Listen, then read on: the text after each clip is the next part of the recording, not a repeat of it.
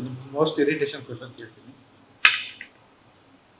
ಜೊತೆಗಾತಿ ಬಗ್ಗೆ ಹೇಗೆ ಎಕ್ಸ್ಪ್ಲೈನ್ ಮಾಡ್ತೀವಿ ಸರ್? ಅಂದ್ರೆ ಗೆಳತಿ, ಪ್ರೇಯಸಿ, ಹೆಂಡತಿ ಈ ರೀತಿ ಏನಾದ್ರು ಇದು ಜೊತೆಗಾತಿ ಅಂದ್ರೆ ಲೈಫ್ ಪಾರ್ಟ್ನರ್ ಹೇಗಿರ್ಬೇಕು, ಹೇಗೆ ಅಂತ.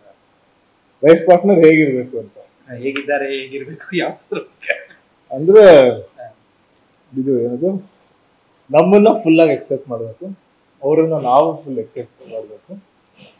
ಅಲ್ಲಿ ಇಲ್ಲಿ ಒಂದಷ್ಟು ಕ್ಲಾಶ್ಗಳಾಗುತ್ತೆ, ಒಂದಷ್ಟು ಬೇಸರ ಆಗುತ್ತೆ, ಆಮೇಲೆ ಅದು ನಾರ್ಮಲ್. ಅದನ್ನ ದೊಡ್ಡದಾಗಿ ಇದು ಮಾಡ್ಕೊಬೇಕು, ಅದು ಹಾಗೆ ಆಗುತ್ತೆ. ಆ ಟೈಮಲ್ಲಿ ಅದು ಪಾಸು ಆಗುತ್ತೆ. ಅದಾಗದಿದ್ರೆ ಫೇಕ್ ಆಗುತ್ತೆ. ಅದಾಗದಿದ್ರೆ ಎಲ್ಲ ಕರೆಕ್ಟ್ ಆಗಿದ್ರೆ ಏನೋ ಪ್ರಾಬ್ಲಮ್ ಅಂತ ಅನ್ಸುತ್ತೆ. ಬಟ್ ಅಕ್ಸೆಪ್ಟೆನ್ಸ್ ಇರಬೇಕು, ಕಂಪ್ಲೀಟ್ ಅಕ್ಸೆಪ್ಟೆನ್ಸ್. ಆಮೇಲೆ ಫ್ರೀಡಮ್, ಇಬ್ರಿಗೂ ಆ ಫ್ರೀಡಮ್ ಇರಬೇಕು. ಎಲ್ಲಿಗೂ ರೆಸ್ಟ್ರಿಕ್ಷನ್ಸ್ ಮಾಡಬಾರ್ದು. ನಿಮ್ ಲೈಫ್ ಹಿಂಗೆ ಲೀಡ್ ಮಾಡ್ಬೇಕು ಅಂತ ಒಬ್ರಿಗೆ ಆಕ್ಚುಲಿ ಬೇರೆ ಯಾರಿಗೂ ಹೇಳೋದು, ಪಾರ್ಟ್ನರ್ಗೆ ಬಿಡಿದ್ವಿ, ಯಾರಿಗೂ ನಾವು ಹೇಳೋ ಹಕ್ಕೇ ಇಲ್ಲ. ನೀವ್ ಹಿಂಗಿರ್ಬೇಕು, ಹಂಗಿರ್ಬೇಕು, ನೀನ್ ಹಿಂಗಿದ್ಯಾ, ನಂಗೆ ಅದಿಷ್ಟ, ನಿನ್ ಜೊತೆ ಇರ್ತೀನಿ ಅಂತ ಹೇಳ್ಬೇಕು.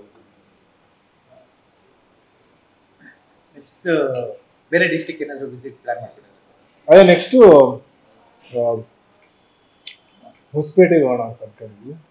ಆಮೇಲೆ ದಾವಣಗೆರೆ, ಚಿತ್ರದುರ್ಗ, ಮೈಸೂರಿಗೆ ಆಗ್ಲೇ ಹೋಗ್ಬಂದ್ವಿ. ಸೊ ಇದು 3 ಅನ್ಕೊಂಡಿದ್ವಿ. ಕರೆಕ್ಟ್. ಆ ಏರಿಯಾಗಳು ನಾವು ಇದ್ರಲ್ಲಿ ಬಿಟ್ಟಿದ್ದ ಒಂದು ಸಲ ಕರೆಕ್ಟ್. ಹೊಸಪೇಟೆ ಹೋಗಿರ್ಲಿಲ್ಲ. ಸೊ ಅಲ್ಲೆಲ್ಲ ಈಗ ಹೋಗಿ ತುಂಬಾ ಚೆನ್ನಾಗಿತ್ತು.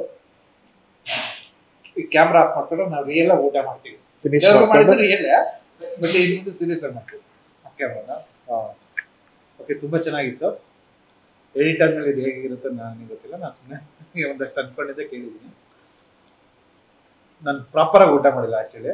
ಕ್ಯಾಮ್ರಾ ಆಫ್ ಆದ್ರೆ ನಾನು ಇವೆಲ್ಲ ಫಿನಿಶ್ ಮಾಡ್ತೀನಿ. So please cinema. ಆಮೇಲೆ ನೀವು ನೆಕ್ಸ್ಟ್ ನನ್ನ ಸಿನಿಮಾ ಸರ್ ಆಕ್ಚುಲಿ ಮಾತುಕತೆ ಶೂ ಸರ್ ನಾವು ಟಚ್ ಅಲ್ಲಿ ಇದ್ದೀವಿ. ಬಟ್ ಪೆಪೆ ರಿಸಲ್ಟ್ ನಾನು ನೋಡ್ತಾ ಇದ್ದೀನಿ. ಅಂದ್ರೆ ಅವಾಗ ನನಗೆ ಅಂದ್ರೆ ಯಾವ ಸಬ್ಜೆಕ್ಟ್ ಚೂಸ್ ಮಾಡ್ಲಿ ಅಂತ 2-3 ಇದೆ ಅಂತ ಇರೋದು. ಅಫ್ಕೋರ್ಸ್ ನನ್ನ ರಾಮ್-ಕಾಮ್ ನನ್ನ ಫೇವ್ರೇಟ್. ಬಟ್ ಪೆಪೆ ತುಂಬಾ ಚೆನ್ನಾಗಾಗುತ್ತೆ. ಆದ್ರೆ ನಾನು ಒಂಚೂರು ಆ ಸರ್ಕಲ್ ಟಚ್ ಮಾಡೋದು ಅಂತ ನೋಡ್ತಾ ಇದ್ದೀನಿ. ಏನಾದ್ರು ಒಟ್ಟಿಗೆ ಮಾಡಬೇಕು.